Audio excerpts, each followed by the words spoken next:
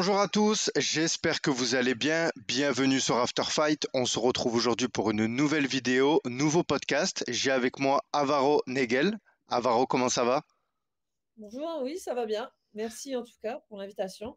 Eh ben, écoute, c'est un plaisir de te recevoir sur After Fight. Donc, aujourd'hui, on va parler d'organisation. Tu es l'une des organisatrices de l'événement Octofighting qui se déroule donc en Polynésie. C'est ça, tout à Alors, fait. avant de venir à cette organisation, toi, comment tu fais la connaissance du MMA, justement, et si tu peux nous expliquer un peu le MMA, justement, à Tahiti, en Polynésie, est-ce que c'est légalisé? Depuis combien de temps? Comment est-il développé là-bas? Dis-nous tout. Oui, bien sûr. Alors, déjà pour parler de moi un petit peu, comment j'ai atterri dans ce milieu-là, euh, j'ai ouvert un club avec Flore Hani il y a quelque temps, en 2017-18, je crois. On a commencé à ouvrir un club, un petit club, et puis après, j'ai commencé à m'intéresser puisqu'il fallait organiser le club, voilà, les adhérents. On était affilié à la fédération locale. On a fait faire les formations, on a assisté à certaines compétitions. Et puis, avec le temps et le réseau qui s'est agrandi ici et ailleurs, je me suis mise à m'intéresser beaucoup plus au MMA de façon professionnelle puisque j'ai démissionné de mon travail à l'époque pour pouvoir manager des athlètes et m'en occuper à plein temps. Voilà, donc c'est comme ça que depuis, je suis devenue un peu une passionnée du MMA, mais pas dans la pratique, plutôt dans l'organisation et le staff en général, quoi. Après, pour répondre à ta question sur le MMA en Polynésie, il faut savoir que le MMA ici a été légalisé bien avant la France. A été légalisé fin 2019 suite à une conférence internationale de MMA qui a été mise en place ici. On a invité les membres de l'IMAF et après ça, le ministère local a accepté de donner la délégation de service public à la fédération ici. Et puis, je pense qu'ici, on a pas mal d'adhérents. On a vraiment une grosse popularité hein, localement, déjà avec beaucoup de clubs de jiu-jitsu brésilien. C'est surtout ça d'abord qui a commencé hein, avec le jiu-jitsu brésilien. Et je crois qu'ici, on compte pas moins de 50 clubs pour un petit pays comme le nôtre et 700 licenciés. Hein, la population globale de la Polynésie a 250 000 habitants répartis dans plusieurs îles. Et à Tahiti même, on est, en Polynésie, 700 licenciés, tout regroupés dans cette fédé. D'accord. Et est-ce qu'il y a des clubs qui sortent un peu du lot? Est-ce qu'il y a eu des combattants aussi? Combattants, Oui, combattantes? Je crois qu'il y a pas mal de femmes aussi. il y a quelques femmes. Après, c'est un peu dans les statistiques, je vais te dire, c'est un peu les mêmes qu'en France. Hein. Beaucoup plus de loisirs que de compétiteurs. Dans les proportions, c'est la même chose. Je pense que côté femmes aussi, c'est pareil. Il y a beaucoup plus de monde dans la pratique du jiu-jitsu brésilien. Le MMA, je dirais que ça commence à mieux se développer. Les clubs de judo se mettent au MMA, mais ne sont pas complètement des clubs de MMA. Et on compte pas beaucoup de clubs de MMA, mine de rien. Il y a des clubs qui se détachent, oui. Ouais, je vais dire aussi notamment le mien, hein, celui que j'ai ouvert avec Flore. Puisqu'on est parti dans une logique, une organisation un peu à l'américaine, hein, dans un style avec une académie où il y a plusieurs cours qui se déroulent avec plusieurs intervenants. On fait venir régulièrement des coachs qui viennent faire des camps. Yacine Wakil, que tu as pu inviter dans ton émission, je crois, il est devenu un de nos coachs qui vient régulièrement ici. Qui a fait un Et, qui a fait un super reportage. Enfin, il me semble, il y a une oui, chaîne de télévision locale, justement, j'avais vu passer le documentaire sur son intervention. en Tahiti, Donc c'était dans ton club. Ok, donc oui, c'était mon en club, effet, ouais. la première fois que j'ai vu cette salle, c'est vrai que même au niveau du décor, on a cette vision un peu américaine. Ouais, on est plus proche des États-Unis que de la France, donc on a cette influence américaine, et aussi parce que Flore, qui est une des combattantes professionnelles, je dirais, qui a le plus haut niveau en Polynésie, puisqu'elle a combattu dans les plus grosses orgas je te compare par rapport aux locaux, hein. Bien sûr, bien Donc, sûr. elle a combattu au Combatté, elle a combattu au LFA, elle a combattu au premier Hexagone MMA, et elle s'est beaucoup, beaucoup entraînée aux États-Unis. Elle a fait l'Invicta aussi. Tu vois, donc localement, en comparaison, c'est quelqu'un qui a touché des organisations comme ça, en espérant la lancer, et puis qui fait partie de l'Octo aussi, qui est une belle organisation polynésienne. Et elle s'est beaucoup entraînée aux États-Unis, très très longtemps, et avec la team de Carla Esparza. Donc elle était partenaire d'entraînement de Carla Esparza.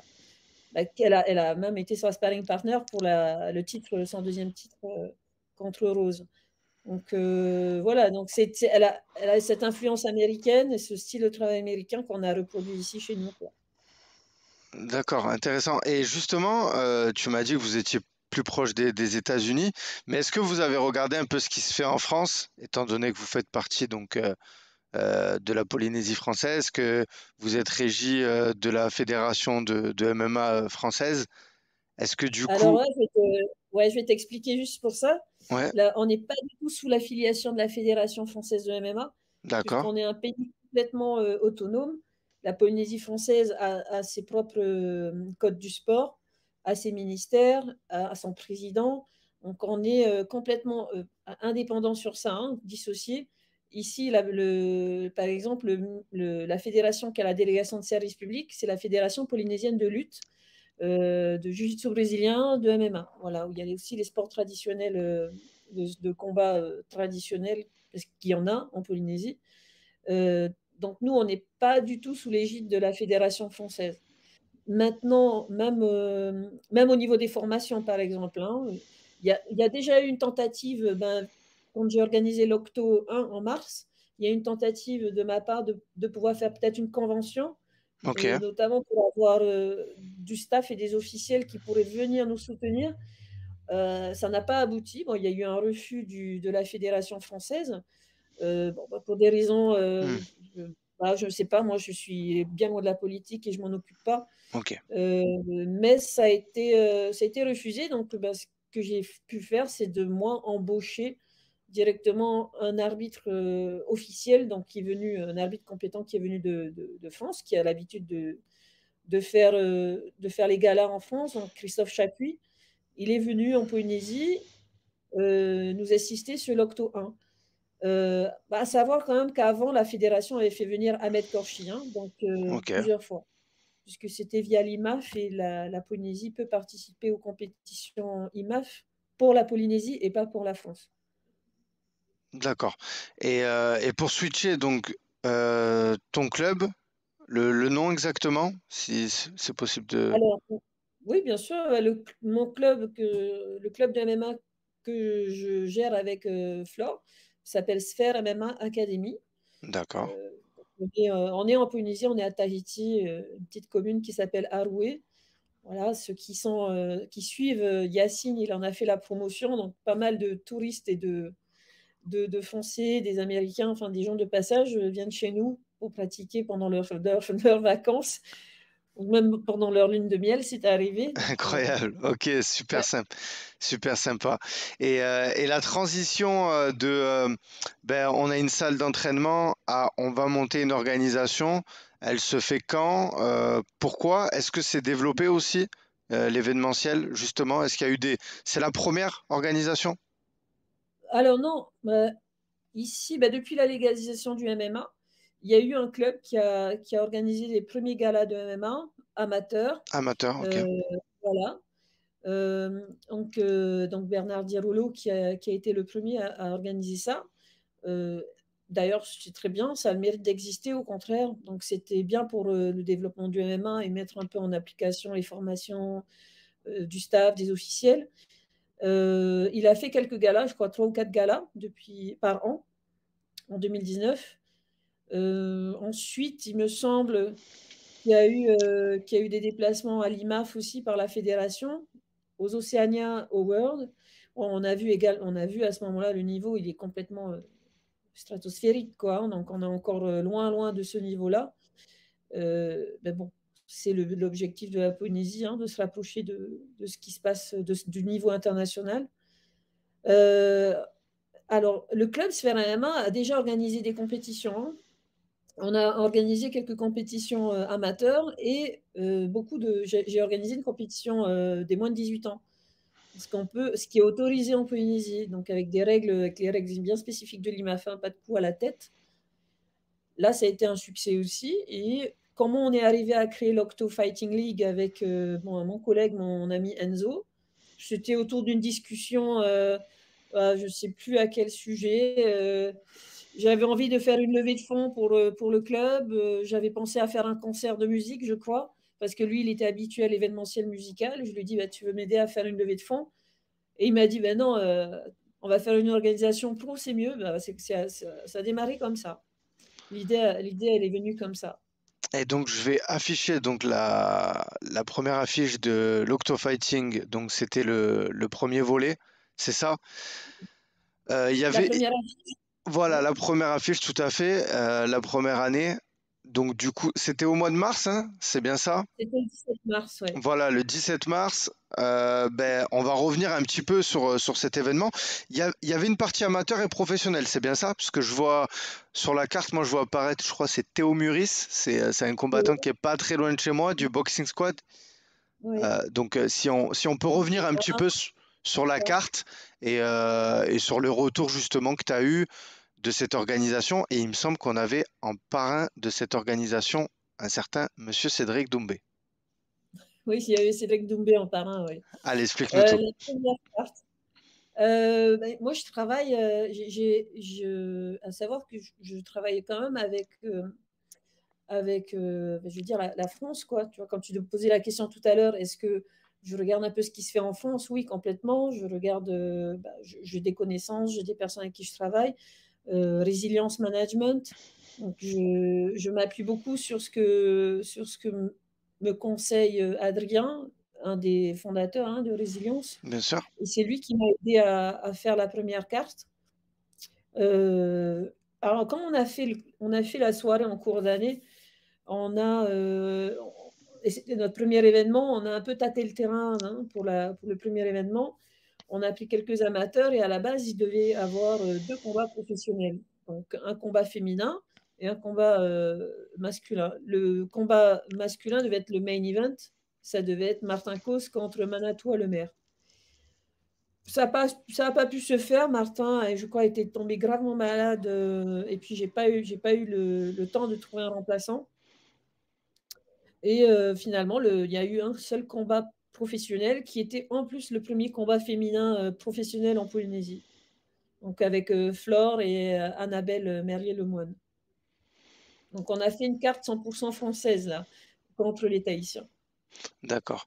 Ok, ah, c'est vrai que c'est sympa ce format-là, justement, les Tahitiens contre les Français. Oui, Et on s'était dit qu'on allait garder ça pour le euh, premier événement parce que c'était sympa. Il y a toujours un petit. Voilà, les Tahitiens contre. tout à fait, bien sûr. Et justement, en tant qu'organisateur, c'est pas compliqué de faire venir des combattants de France Ah entre si. le déplacement. On voit déjà que c'est une galère d'organiser en Mm, France. ouais, De loger tout le monde. Enfin, voilà, ça coûte de l'argent, j'ai envie de dire. Là, ouais. j'imagine que les moyens pour faire venir les athlètes, que ce soit les billets d'avion, enfin, je dois Tout, en ouais. oublier, voilà, tout. Je dois oublier beaucoup de choses. La logistique, elle est énorme. Hein. En plus, en Polynésie, on n'est pas réputé pour être une destination pas chère, donc on a mis les moyens.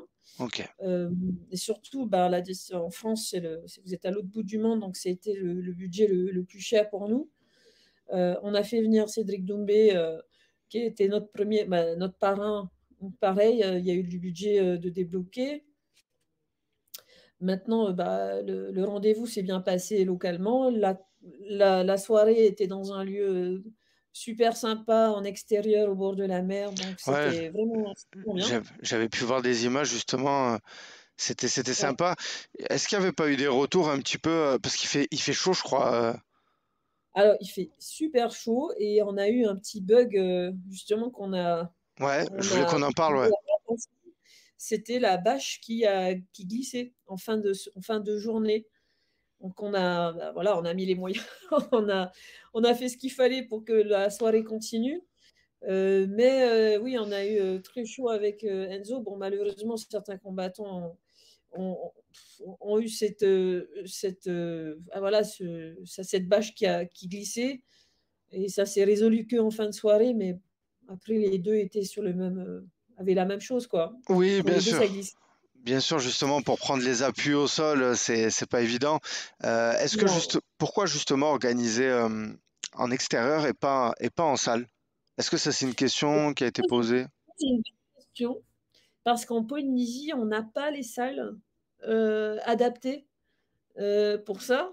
pour Oui et recevoir non. autant de monde? Ouais, on n'a pas de mini arena, de D'accord. mini zénith. On n'a que des salles de spectacle en extérieur. Déjà, hein. La plus grande salle ici est en extérieur pour organiser des grands spectacles de danse. On a des hôtels, mais les hôtels refusent d'accueillir des événements sportifs. C'est pas dans leur politique. Et en plus, la capacité d'un hôtel est complètement. Il y a pas moyen de pouvoir accueillir autant de monde. Les seules salles qui puissent accueillir en intérieur sont des salles omnisports. C'est les salles de sport voilà, où tu fais des compétitions de volley, de futsal et tout ça. Et ça sera le cas pour la seconde édition parce on anticipe quand même la saison des pluies. On va arriver en saison des pluies bientôt là. Et pour la deuxième édition, on a décidé de faire dans une salle, une salle omnisport. Voilà. Bon, on va Toi, y... voilà, il y a une plus grande capacité d'accueil quand même. La logistique sera plus simple, mais c'est plus sûr et moins risqué en tout cas. Ah oui, surtout avec Si les tu appelles pluies. un gouvernement local qui puisse faire ce projet de mini Zénith, mini Arena, enfin faire quelque chose pour ce genre de situation, quoi. D'accord. Et moi j'avais vu passer des vidéos aussi, il y avait un spectacle, enfin voilà, vous avez mis vraiment un show, j'ai C'est envie de sûr, quoi. dire. Pardon? Ouais, c'est obligé. Oui, bien sûr, c'était obligé, hein, parce que c'est quand même traditionnel en Polynésie de démarrer une soirée avec un groupe marquisien. C'est important pour l'énergie de la soirée, pour aussi montrer aux téléspectateurs que bah, chez nous, c'est comme ça. Et après, voilà, et pour assurer le show. Je pense que ça a bien plu en tout cas. Ouais.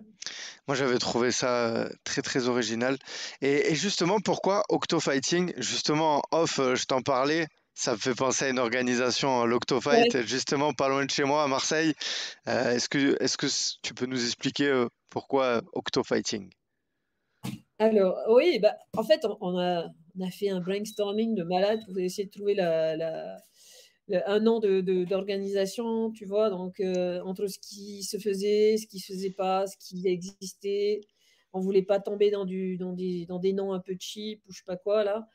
Et on s'était dit, il fallait quelque chose de quand même assez traditionnel, qu'on trouve quelque chose localement. Je te montrerai, bah, c'est dommage, j'aurais pu t'envoyer avant. C'était une image de la Polynésie avec une grande pieuvre. Oui, Donc, c'est voilà, le une grande logo, ouais. pieuvre voilà, qui regroupe toutes les îles de la Polynésie. Ça a une histoire aussi, hein. Je vous invite à faire vos recherches. C'est très intéressant au niveau des légendes et tout localement. Et puis, on est parti de ça. Euh, et ça a dérivé à Octopus, donc de D'accord. la pieuvre, et Octo comme octogone. Voilà. Et s'il D'accord. faut que je te le dise vraiment, celle qui a trouvé le nom, ça c'est arrivé comme ça, c'est Florani. Qu'on a tous discuté autour de la table avec des amis, avec Enzo, et on s'est tous regardé, ah, c'est magnifique, ça, pile poil. Et Fighting, bon, Fighting et League pour faire la Ligue, voilà. Super. Eh ben, ça permet de passer directement donc à l'événement qui va arriver le 21 octobre. Donc voilà, Ouais. l'édition numéro 2. Où ça en est? On est à moins d'un mois. Mm. Donc, est-ce que la carte est officielle? Justement, tu me disais que le main event pour l'instant n'était pas encore. Est-ce qu'il reste des places? Comment ça? Alors, oui, bah, en Polynésie, bah, tu sais, les gens se déplacent souvent s'activent plutôt la dernière semaine, le dernier, voilà, ils achètent tous le soir de l'événement. C'est comme le 1, la première édition, la première édition, ils ont quasiment tous acheté sur place. Ils sont venus directement, ils ont acheté à la dernière minute. Alors la carte, si tu veux, je vais t'expliquer un petit problème qu'on a en Polynésie, c'est que le côté amateur, quand même, on aura une partie amateur et une partie pro, hein. Déjà, au niveau de la carte, hein, on a décidé encore de partir sur amateur et pro. Les amateurs localement, c'est compliqué à matcher. À matcher parce que ils se connaissent tous, ils sont déjà tous un peu déjà rencontrés, ou ici, ils sont pas de la même famille, ils sont potes. C'est un milieu, très, très petit. Donc, si je ne fais pas venir d'internationaux ici, je n'arrive pas à faire une carte amateur. De qualité, hein, je te parle, hein, vraiment Bien de sûr, qualité. Je bien peux sûr, bien sûr. même mettre des débutants ensemble et tout, mais bah, c'est pas intéressant non plus. Bien sûr qu'il faut faire une carte avec quand même des personnes qui commencent, il y a pas de souci, mais je peux pas faire que ça.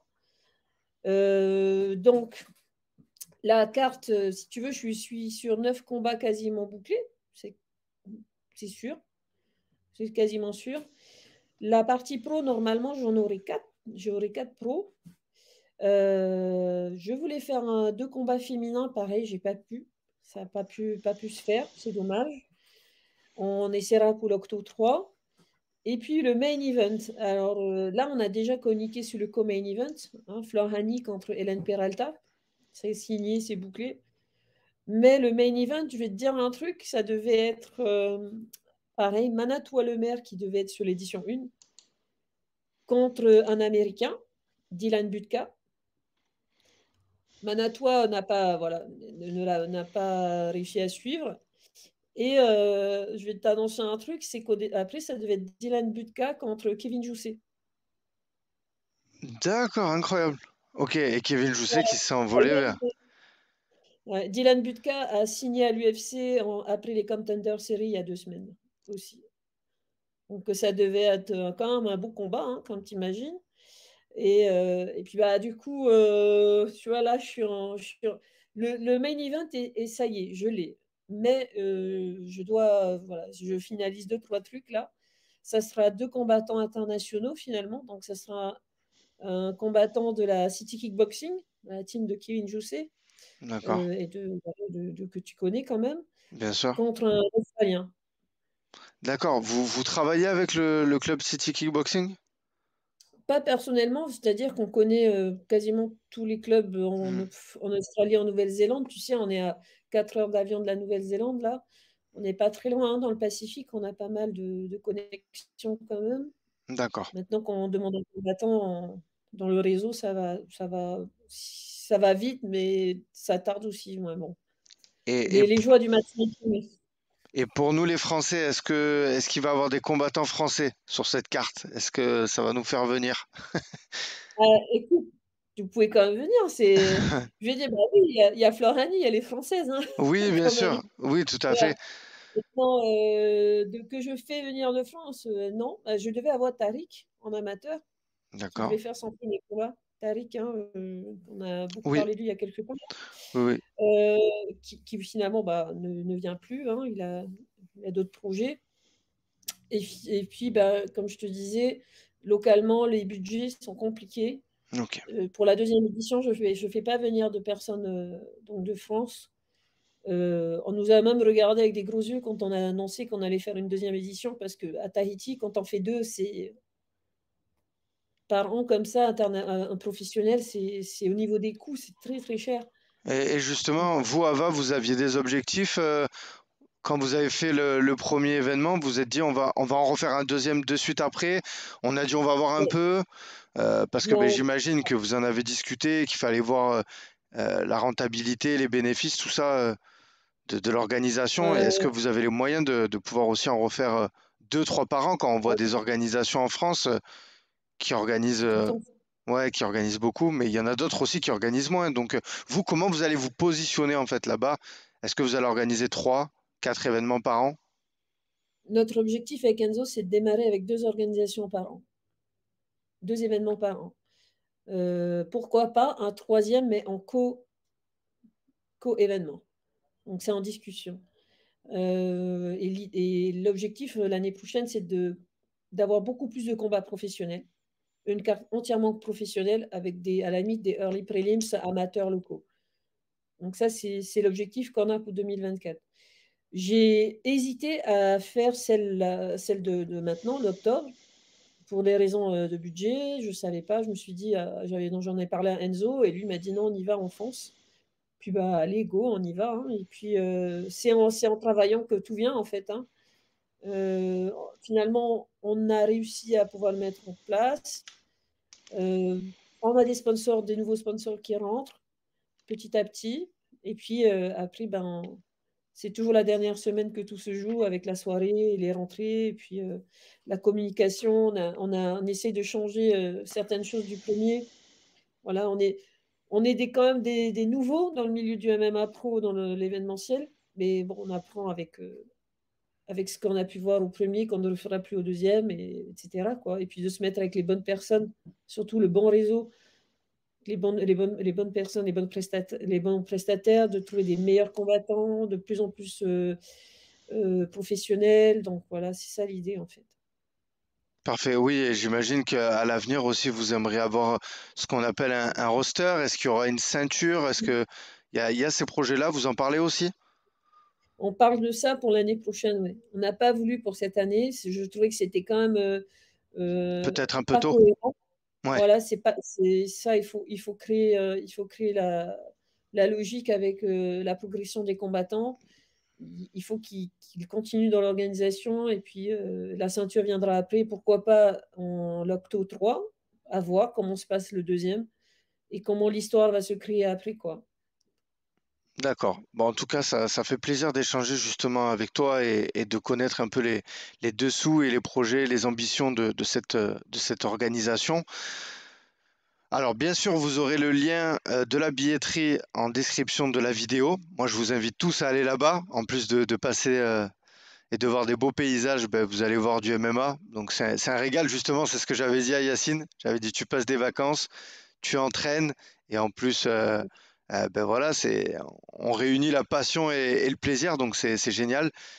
Mais si on peut pas se déplacer, est-ce qu'il y a un canal de diffusion? Ah Est-ce que oui, c'est... ben, tu peux m'en Dis-nous tout. parler, ouais. J'allais t'en parler. Bah, déjà, par rapport au billet, on a fait gagner un billet d'avion, hein. Donc, il y a quelqu'un qui a gagné son ticket pour venir, il est logé et tout, hein. Donc, ça, le tirage au sort a eu lieu. Ben, avec c'est Maître Fumier qui a organisé le tirage au sort. Donc, je lui ai dit, après l'Octo 1, j'ai dit, ben, deuxième édition, on fait gagner un billet pour quelqu'un en France. Maître Donc, Fumier qui est partenaire de votre organisation. ouais, ben, il nous Ouais, a suivis, Maître Fumier nous a suivis depuis le début. Donc, on le remercie.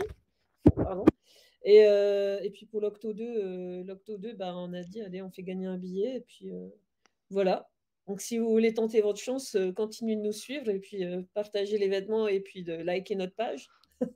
Peut-être que pour l'Octo 3, il y aura deux billets. Je dis ça, je dis rien, je ne sais pas. On ça, verra. Hein. Et après, pour le live, oui, on prévoit un pay-per-view qui est déjà annoncé, je crois, sur notre page aussi, sur notre Instagram, à 12,99 € avec la plateforme Fight Nation. Voilà. d'accord, Fight Nation. Ok, bon, au moins Fight ça. Nation, c'est cet événement-là. On remercie aussi la plateforme. On va mettre en place un pay-per-view bah, pour tous ceux qui ne peuvent pas être présents. Même si, même si on n'a pas beaucoup de personnes qui viennent de France, croyez-moi, venez regarder l'événement. Vous allez voir des personnes voilà, très intéressantes, des combattants qui vont faire le show. Surtout, je vais te parler du co-main event parce que Hélène Peralta et Flor Hani, je pense que ça va être un combat à suivre. Hélène Peralta a fait l'Ultimate Fighter la dernière saison. Oui, c'est ce Elle a que fait j'ai pu. Arnold, elle a fait l'Invicta, elle a fait le PFL. Donc, c'est deux combattants très, très intéressants à suivre et beaucoup des organisations aux États-Unis ont déjà voulu voir ce combat. Et c'est l'Octo qui le fait. Voilà. Incroyable. Et Floranie, en fait, moi, je vais être sincère, hein, je la connais pas, hein, donc tu peux nous parler un petit peu d'elle? Alors, bah, Flore, comme je te disais tout à l'heure, Ouais, elle a combattu dans de grosses organisations. Elle est managée par Résilience aussi. d'accord. Donc, 5 victoires, 3 défaites. Et justement, tu me disais, elle a aidé Carla Esparza, justement. elle a été longtemps sa sparring partner aux États-Unis. Elle est Incroyable. restée très longtemps aux États-Unis. Elle est revenue il y a quelques temps, là. Mais bon, après, elle voyage beaucoup quand même. Donc, elle s'est entraînée. Elle a fait un petit passage à Boxing Squad juste l'année dernière. D'accord. Manon était blessée, je crois, à ce moment-là. Bon, elle s'entraîne avec des bonnes, enfin, je veux te dire, c'est toujours pareil avec les bonnes connexions, les bonnes personnes, le bon staff. C'est ça le plus important quand tu es combattant ou quand tu es dans le milieu du MMA, quoi. Après, voilà, c'est quand même une combattante à suivre de très, très près. Je dis pas ça parce que, ben, Oui, c'est ma collègue, et tout ça. Je te dis vraiment, faut regarder ce qui se passe ailleurs, vous allez voir, vous ne regretterez pas. C'est une athlète exceptionnelle, i voilà, qui va combattre, quelqu'un, que je te dis, ça va être la guerre. Hélène Peralta, il paraît qu'elle est réputée pour faire du trash talk. Donc on a hâte de voir s'il y aura, s'il y aura quelque chose comme ça. ouais, il va y avoir un petit peu une conférence de presse. Comment ça va se passer aussi? Oui, on va communiquer dessus, il y aura une conférence de presse qu'on fera en live. Maintenant, avec le décalage horaire avec la France, on a 12 heures de décalage, je pense qu'il faudra vous lever tôt pour, suivre ça en Oui, live, sinon il y aura les replays. ok, super. Et ouais, donc Fight Nation, voilà, si vous pouvez pas vous déplacer, donc le 21 octobre, Octofighting Volume 2, je vais remettre donc l'affiche à l'écran. Voilà, allez soutenir un peu le MMA qui se fait à Tahiti et cette belle organisation. Ava, moi, c'était un plaisir d'échanger avec toi. Je te remercie de m'avoir accordé du temps, d'avoir répondu à toutes mes questions et d'être venu sur le podcast d'Afterfight pour mettre en avant ton organisation. J'espère Merci pour j'espère la faire découvrir au plus grand nombre. Et puis voilà, n'hésitez pas à liker Octofighting. Pareil, vous avez tous les liens en description. Donc on s'abonne, on donne de la force. Ça permet d'avancer et de faire évoluer le MMA. Et merci je beaucoup. te laisse le mot de la fin pour terminer l'émission. Juste pour préciser, peut-être, chez vous, ça sera le 22 octobre au matin, 5 heures du matin. Chez nous, le 21 octobre, au soir. Après, je te remercie beaucoup pour l'invitation, mais j'espère que tous tes fans, tous ceux qui te follow, vont faire confiance à l'Octo dans le futur et puis nous suivre et pourquoi pas venir, directement nous voir ici. C'est en tout cas l'objectif, de vous accueillir avec plaisir. Puis, force au MMA polynésien, c'est tout ce que je peux dire, hein. Merci, à très bientôt, Ava. Allez, au revoir.